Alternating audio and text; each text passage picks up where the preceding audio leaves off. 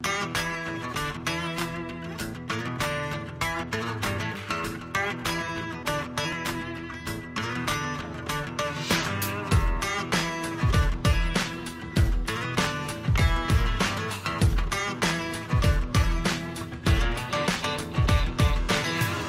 a unique perspective that we have with bike fitting.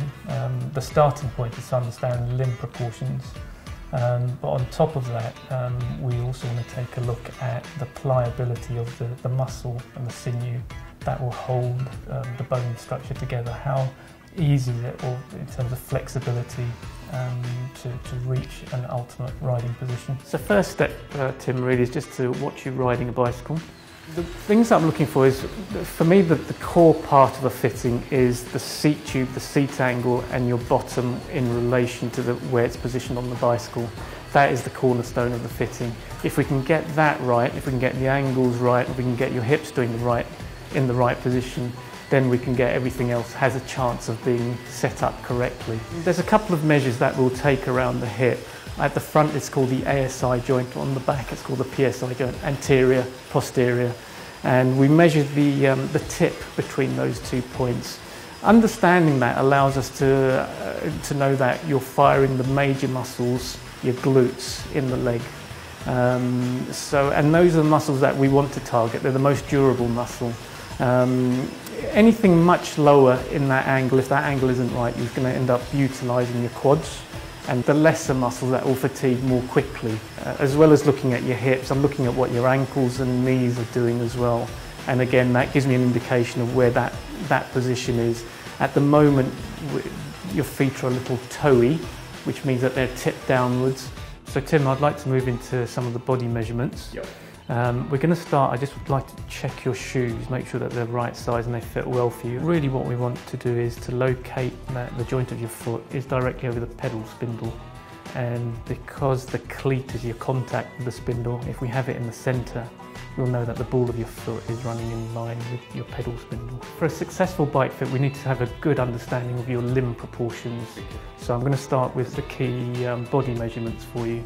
So height, sternum, inside leg, hip, knee, shoulder, weight, shoe size. We'll work through those. There are quite a few people who will have arm length differences, the nature of work or sitting at a desk all day. I've seen rugby players, flankers, who play on a particular side and who are forever using one arm more than the other. It will show up, and I've picked it.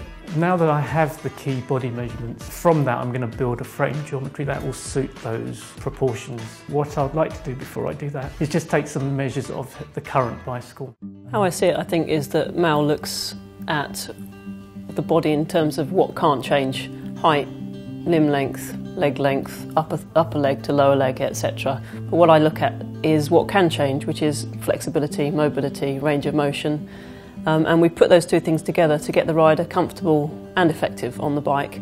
But importantly for me, I think, is at the point of fit, I introduce exercise, which I've seen people come away from fits with broad recommendations, such as tighten the hips, stretch the hamstrings, but they're not shown at the point of fit how to do that exactly. And with the precise measures I take, I can send a rider away with 2 or 3 key stretches or mobilisations, and then they're starting to change their body to become, as effective, as optimal on the bike as possible as well. So Tim, at this point, if you'd like to settle into the position to start riding, nice easy cadence, and Jo and I will take a look based on our analysis. We'll also give you some feedback and just see how the position looks at this point. Thank you.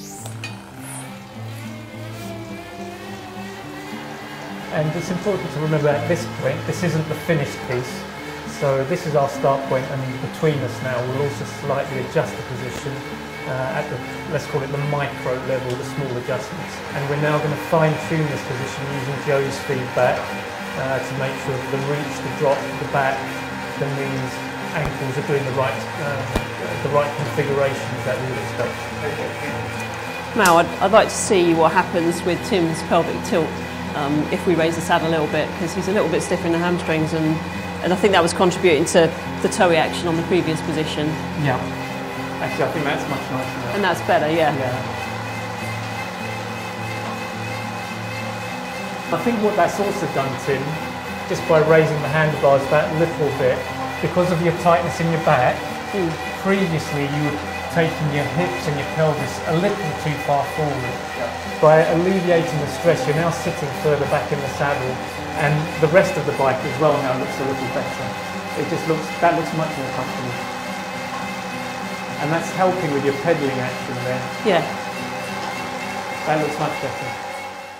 So Tim, I've recorded this position and put it onto a paper format that we will pass on to you. It's very interesting. So we have dropped your saddle height from normal and we have given you extra length. My response to those measurements in a physical sense is that I felt more part of the bike, that I was in the bike almost rather than on it. I didn't feel that I was stretching so much.